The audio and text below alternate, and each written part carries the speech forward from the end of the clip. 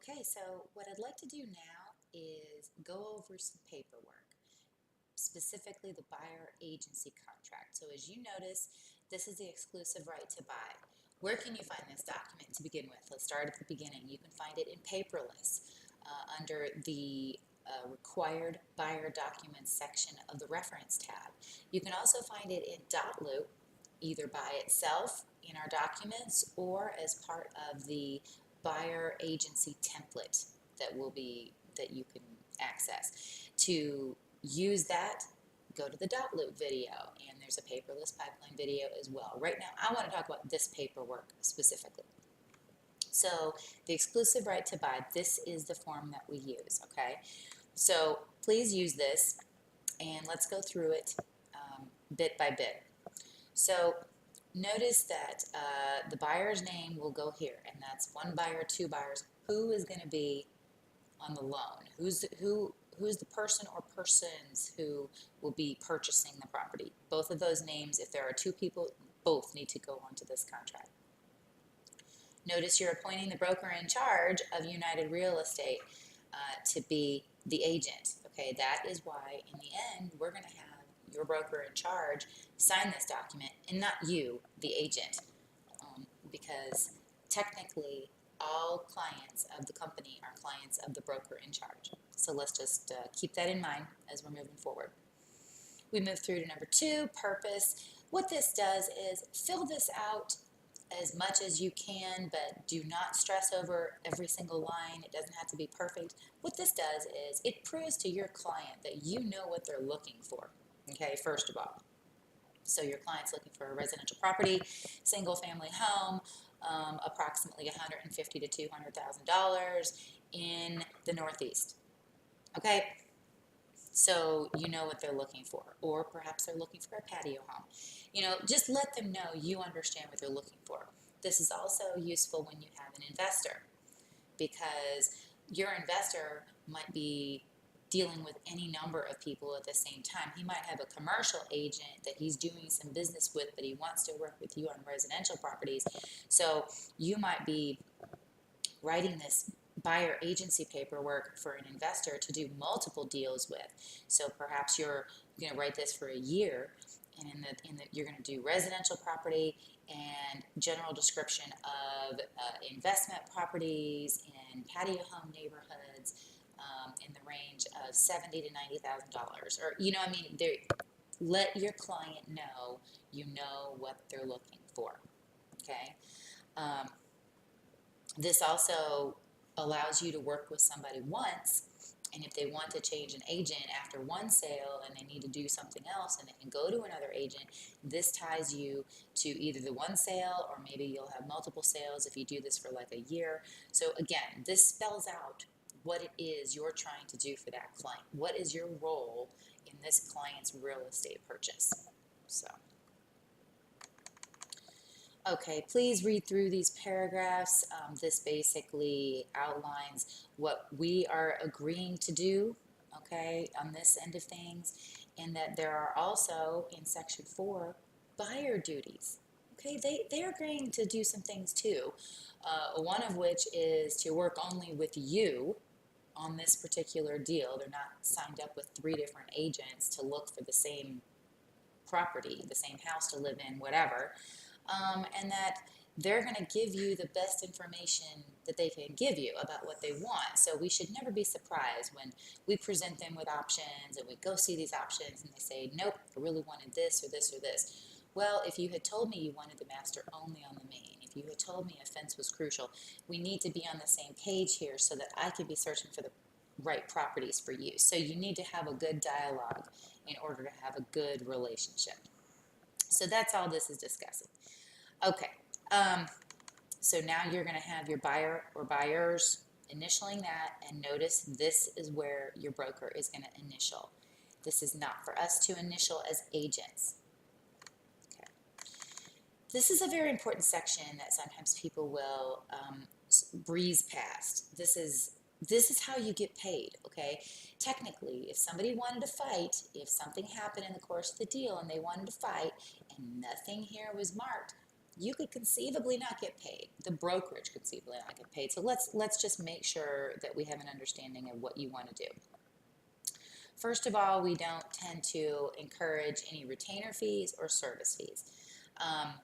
We can talk more about what specifically these are, but we don't encourage them, and so we suggest you moving away from this type of payment structure and going straight to C or D.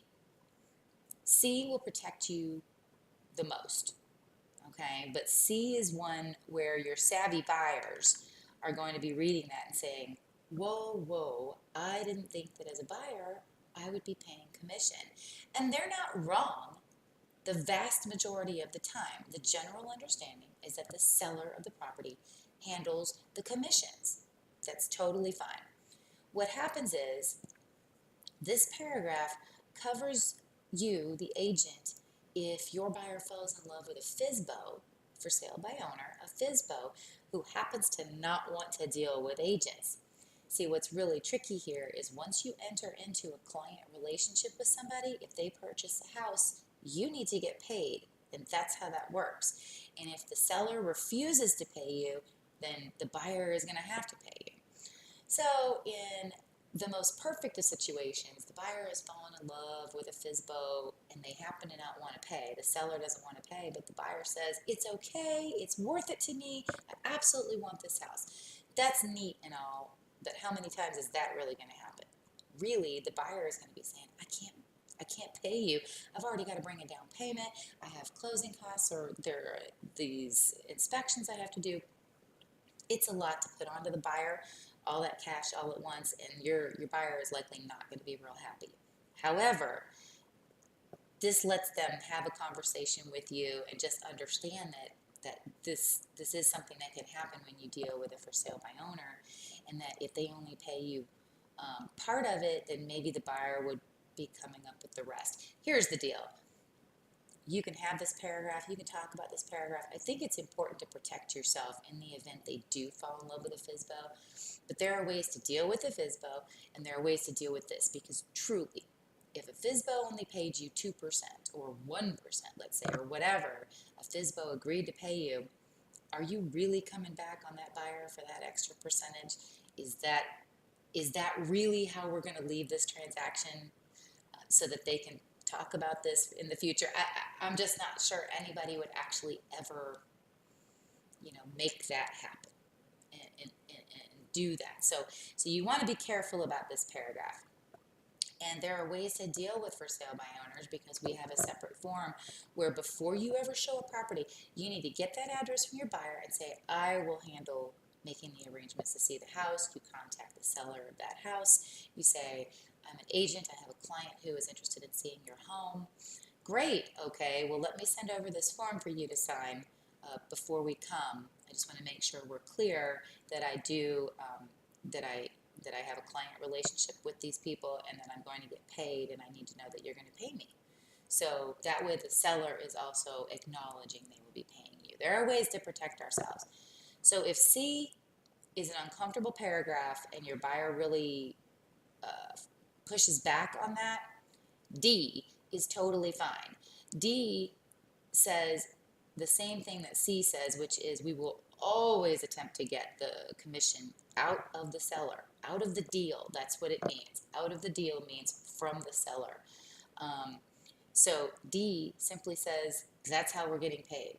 And so with D, if your client falls in love with a FSBO that won't pay you, you could be out of luck, is the problem. That happens so rarely that hopefully this really won't be a big issue. If your buyer pushes back, then you say, you know what, I really understand. Why don't we cross that bridge when we come to it, and then let's just go from here. So you can mark D and be perfectly fine. But one of these needs to be marked because we need to know that we're going to get paid. Okay, that's important. You want to protect yourself there. You're going to be doing a lot of work before the closing ever happens, and sometimes the closing doesn't happen. So we want to really make sure that we're getting paid. Moving on, term of agency, it has to be some term. Okay, there has to be an agreement. Whether it's for a weekend or whether it's for a year with an investor, you need to set the parameters of this term. Now, that being said, if you write an offer and get a ratified contract in the last few weeks of your buyer agency, you're technically okay. So at the time of the writing and ratifying of that contract, were you under a client relationship with them? Yes, then you're okay. So just, it's okay to have it expire. If you want to extend it, absolutely fine. As long as your contract was written during the time of this agency agreement, then you are covered. Section 7 is another extremely important one that we have got to have initials on. And what you're going to find is that in DotLoop, you also need to drag initials to the proper locations. So this is a section that whether you do it by hand or whether you do it in DotLoop, you are going to need to actively get the initials on this. First of all, the top here, buyer acknowledges receiving an explanation of the agency relationships. That's our LLR form, and that's also the secondary URE agency form. There are two forms that say the same thing, explaining agency. So the buyer must initial there. Then down here, what we're asking them to do is understand that it's possible that a dual or designated agency situation may arise. And as we've gotten bigger, it's a very likely situation where we're going to be in dual agency because perhaps the house that they want to purchase is another United Agents listing. That is dual agency if they are under the same broker in charge as you are. So just understand, it doesn't necessarily mean you yourself are going to be on both sides of the deal. It means our company is on both sides of the deal. So please get them to initial. The best thing is to say it may be considered at the time. You can always have a conversation. If it turns out you're on both sides of the deal and the buyer doesn't feel comfortable with that, then absolutely hand it off and designate someone else to handle that. But if it's just another agent within the same brokerage, then there should be no problem at all. So they should be willing to at least have the conversation if this comes up. So please get them to initial here and here, okay, on the second and fourth lines, that these things will be considered at least as the transaction moves forward. Okay, and again, buyer initial, and then of course the broker. Okay. There's a lot to read in here, and it's important for you and your buyers, and so your buyers should be given every opportunity to read through this if they want to. If they need it explained to them, then you should be able to explain it to them. So please go through it and make sure that you understand what the paragraphs are talking about. And if you don't understand, give us a call. Okay, as far as what to mark in section 10, 9 times out of 10, 99 times out of 100, we're going to have the permission to disclose the buyer's identity. Every once in a while, you're going to get somebody. Is it a celebrity? Is it a corporation that wants to remain anonymous? Whatever. So maybe they don't want that to affect the negotiation of the deal.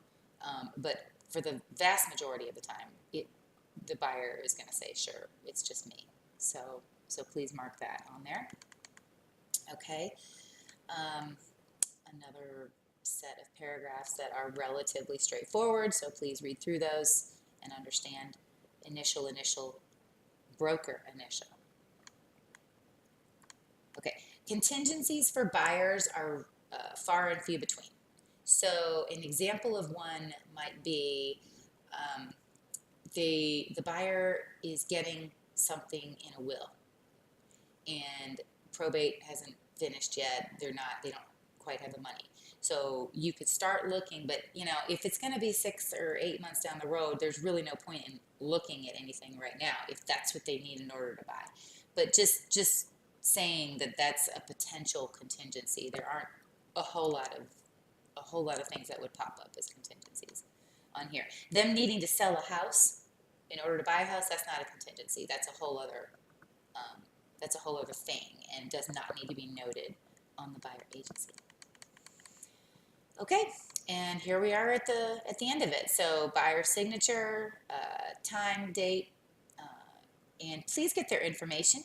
Okay, email, a current phone number, fax number not needed. This and the buyer address, meaning where do they live right now? Again, in the case of an investor, the buyer is not going to be living in this new property anyway, so we need to know where to send things to the buyer if earnest money needs to be sent back or anything like that happens. We need to know how to contact your buyers. So please complete this section. Okay, and so this is probably the least clear part of the buyer agency. This says broker/buyer's agent company. Okay, that means what is the company of the broker and the buyer's agent? Okay, so this says United Real Estate Columbia. That's what that should say. Then it says broker/licensee. That really does suggest an or situation. But the broker in charge is going to sign every one of these. That is our policy. You need to have that happen because technically every client is a client of the broker in charge. So there you go. Initials, broker, initial, and we're done.